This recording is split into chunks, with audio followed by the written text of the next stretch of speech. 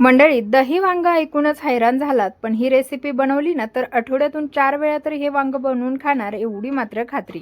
चला तर जास्त वेळ न घालवता लगेचच रेसिपीला सुरुवात करूया. तर इथे पॅन ठेवलेला आहे. पॅनमध्ये पातळ चिरलेले 2 कांदे आपण घालून घेतले. कांदे मोठ्या साईजचे होते म्हणून 2 घातले. कांदे जर लहान आकाराचे असतील तर का इथे 3 किंवा 4 कांद्याचा तुम्ही वापर करू शकता. आता कांद्यांमध्ये अगदीच थोडंसं तेल घालायचं आहे आणि आपल्याला हा कांदा चांगला भाजून घ्यायचा आहे. तर कांदा सतत हलवत भाजायचा म्हणजे पटकन असा भाजला जातो, म्हणजे गॅसचीही बचत होते आणि कांदाही लवकर भाजला जातो, वेळ देखील वाचतो. तर आपण इथे कांदा थोडासा हलकासा तांबूस रंगावरती भाजलेला आहे. तर आता यामध्ये घालायचा आहे भरपूर असा लसूण व 2 इंच आलं बारीक कट केलेलं. आता आलं आणि लसूण देखील आपल्याला यामध्ये चांगला भाजून घ्यायचा आहे. तर मंडळी, तुम्ही आपली ही रेसिपी कुठल्या शहरातून किंवा गावातून पाहताय हे मला कमेंट करून नक्कीच कळवा, म्हणजेच मला तुमचे पर्सनली आभार मानता येतील. तसंच तुम्ही जर आपल्या चॅनलवरती पहिल्यांदा आला असाल तर चॅनलला नक्की सबस्क्राईब करा. तर इथे आपण आता सगळं कांदा, आलं, लसूण भाजल्याच्या नंतर थोडेसे शेंगदाणे घालून घेतले. तसंच अगदीच नकभर तेल यामध्ये घालायचं आणि शेंगदाणे देखील चांगले भाजून घ्यायचे आहे. शेंगदाणे भाजल्याच्या नंतर थोडंसं किसलेलं खोबरं यामध्ये घालून घ्यायचं. खोबरं आपल्याला किसूनच वापरायचं आहे, म्हणजे पटकन भाजलं जातं. आता खोबरं भाजत असताना तेलाचा वापर न करता आपल्याला खोबरं भाजून घ्यायचं. आता हे सगळे मसाले सतत हलवत भाजून घ्यायचे आहे, म्हणजे एकसारखे तांबूस रंगावरती मसाले भाजले जातील. आता आपण हे मसाले भाजून कशा प्रकारे हे दही वांग बनवणार आहोत, त्यासाठी व्हिडिओ कुठे स्किप न करता शेवटपर्यंत बघा. सगळ्यात शेवटून 2 चमचे सफेद तीळ यामध्ये घालून घेतले. आता तीळ ना पातळ असतात, छोटे असतात, त्यामुळे पटकन भाजल्या जातात. त्यामुळे 90% मसाला भाजल्याच्या नंतर यामध्ये आपल्याला तीळ घालून घ्यायचे आणि अगदी 1 मिनिटासाठी तीळ आपल्याला या मसाल्यामध्ये भाजून घ्यायचे आहे. फार वेळ लागत नाही, त्यामुळे ना तीळ आपल्याला सगळ्यात शेवटूनच घालायचे आहे. जर तुम्ही तीळ अगोदर घातले तर तीळ जास्त प्रमाणात भाजल्या जाऊ शकतात आणि त्यामुळे भाजीला कडवटपणा येऊ शकतो. त्यामुळे आपण इथे अशा प्रकारे हे तीळ घालून घेतले. सर्व मसाले जे आहेत ते व्यवस्थित भाजल्या गेलेले आहे. तुम्ही पाहू शकता मस्त खमंग वास असा मसाल्यामधून आलेला आहे. आता इथे गॅस बंद केला आणि अशा पद्धतीने आपल्याला हा मसाला जो आहे तो गरम पॅनमध्येच अशा प्रकारे पसरवून ठेवायचा आहे, म्हणजे त्याला हीटही मिळेल आणि जास्त प्रमाणात तो भाजला देखील जाणार नाही. तर गॅस बंद करायचा आहे आणि मगच आपल्याला असा मसाला पसरवून ठेवायचा आहे. आता हा मसाला पूर्णपणे थंड होईस्तोवर आपण इकडे वांगे घेतलेले आहे. आता हे वांगे स्वच्छ असे धुवून घेतलेले आहेत, पाहू शकता. तसंच वांगे चिरल्यानंतर आपल्याला इथे वांगे चिरले की पाण्यामध्ये टाकून घ्यायचे आहे, कारण वांगे जर चिरून तसेच ठेवले तर आतमधून लगेचच काळे पडतात. त्यामुळे वांगे आपल्याला इथे चिरल्यानंतर पाण्यामध्ये टाकायचे आहे. त्यासाठीचं पाणी जे आहे ते लगेचच साईडला घेऊन ठेवायचं आहे. तसंच त्या पाण्यामध्ये अगदी थोडंसं मीठ टाकून घ्यायचं, म्हणजे आपले वांगे काळेही पडणार नाहीत. तसंच मिठाच्या पाण्यामध्ये स्वच्छ असे धुवून देखील निघतील. तर वांग्याच्या अगोदर आपल्याला याचे संपूर्ण काटे जे आहेत ना ते आपण अशा पद्धतीने काढून घेणार आहोत. तुम्हाला जर अशाच पद्धतीने देठ ठेवायचा असेल तर ठेवू शकता, किंवा पाठीमागचा देठ थोडासा कट करून घेतला तरी देखील चालणार आहे. तर सगळ्या वांग्यांची देठे जे आहेत ते या पद्धतीने काढून घेतले. त्यानंतर आपल्याला आता ह्या वांग्यांच्या 4 फोडी करून घ्यायच्या आहे. तर पहा, मी तर वांग्याचा देठ जो आहे तो असा ठेवलेला आहे. तसं तर संपूर्ण वांग्यामध्ये जेवढी चव सापडत नाही तेवढी चव ना या देठांमध्ये सापडते. पण प्रत्येकाच्या आवडीनुसार तुम्ही अगदीच देठ आवडत नसतील तर नाही घेतले तरी देखील चालणार आहे. तर आता आपण अशा पद्धतीने हे वांग जे आहे ते कट करून घेऊया. तर सर्वात पहिले तर 2 भागांमध्ये वांग कट करून घ्यायचं आणि त्यानंतर अशा प्रकारे 4 भागांमध्ये हे वांग आपण कट करून घेणार आहोत. तर तुम्ही तुम्हाला ज्याने इझी वाटेल त्याने तुम्ही हे वांगे जे आहेत ते कट करून घेऊ शकता. आता हे कट केलेले वांगे लगेचच पाण्यामध्ये टाकायचे, म्हणजे ते काळे पडणार नाहीत. तर अशाच प्रकारे आपण संपूर्ण वांगे जे आहेत ना ते कट करून घेणार आहोत. तर याच प्रकारे सर्व वांगे जे आहेत ते इथे कट करून घेतलेले आहे, पाहू शकता. आता आपल्याला अशाच प्रकारे हे वांगे कट करून घेतल्यानंतर पाण्यामध्ये स्वच्छ असे थोडेसे धुवून घ्यायचे आहे. आपण पाण्यामध्ये मीठ घातलेलं असल्यामुळे हे वांगे पाहू शकता छान असे धुतले गेलेले आहे.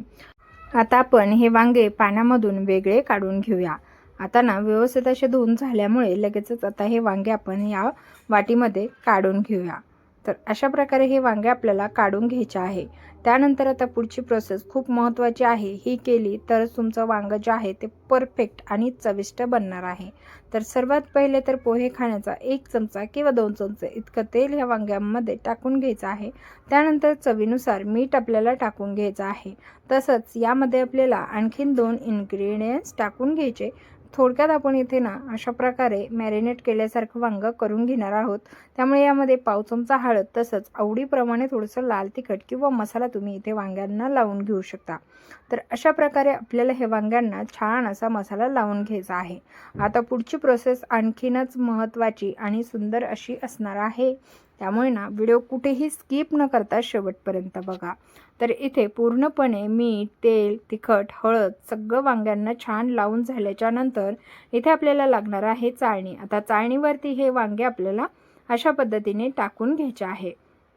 वांगे टाकून झाल्याच्या नंतर आपल्याला हे वांगे डायरेक्ट गॅसवरती उकळत्या पाण्यावरती वाफवून घ्यायचे आहे.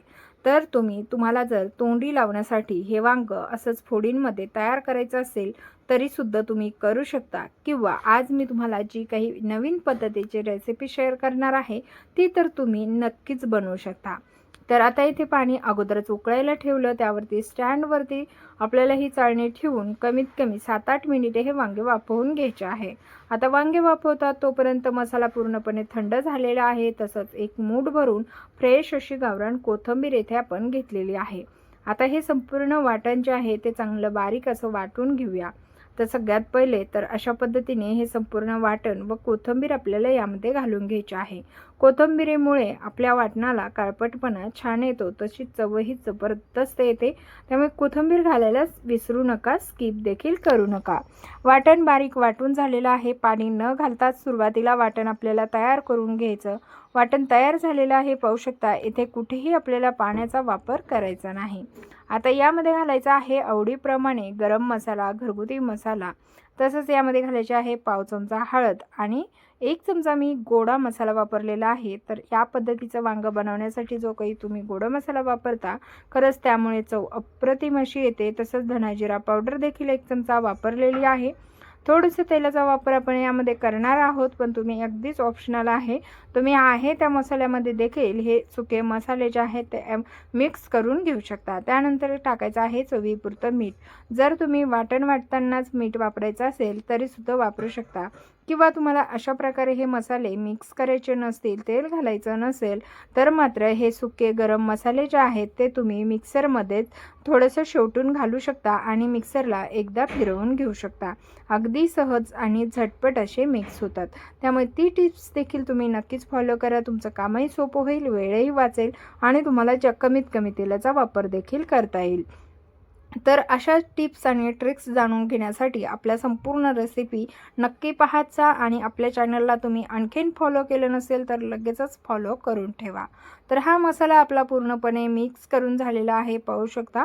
छान असा मसाला मिक्स झालेला आहे. आता काय करायचं ते मी तुम्हाला पुढे सांगते. इथे आपल्याला लागणार आहे 1 अर्धी वाटी इतकं फ्रेश दही. आता हे दही आपल्याला चमचाने फेटून घ्यायचं आहे.